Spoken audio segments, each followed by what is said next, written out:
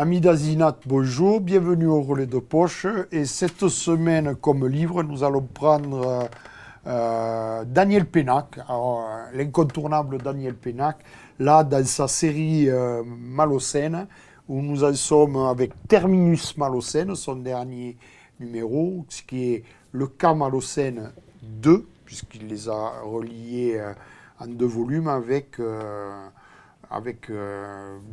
Terminus Malocène. Difficile à passer pour moi toujours à côté de Malocène, surtout quand on a vu l'ensemble on a lu l'ensemble des péripéties de cette famille et que chaque fois on y trouve un malin plaisir. Et cette fois-ci aussi, c'est un livre qui se lit d'une traite. Je ne savais pas que les enfants avaient failli se faire tuer dans le livre précédent. Quand j'ai appris que c'était Pépère qui avait fait le coup.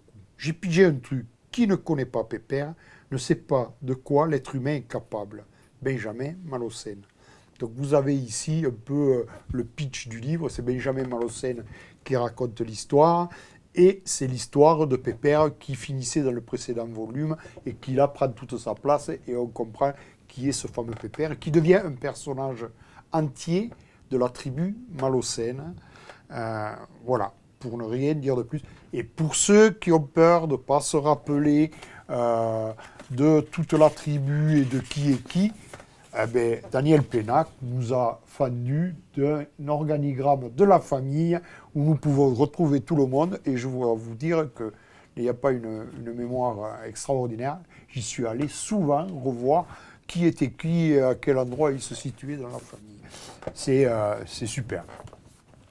Donc vous avez compris que l'on reprend l'histoire de Pépère en fin du précédent opus, le cas Malocène 1, ils m'ont menti, et que la tribu se déchaîne encore, et elle se déchaîne grandement.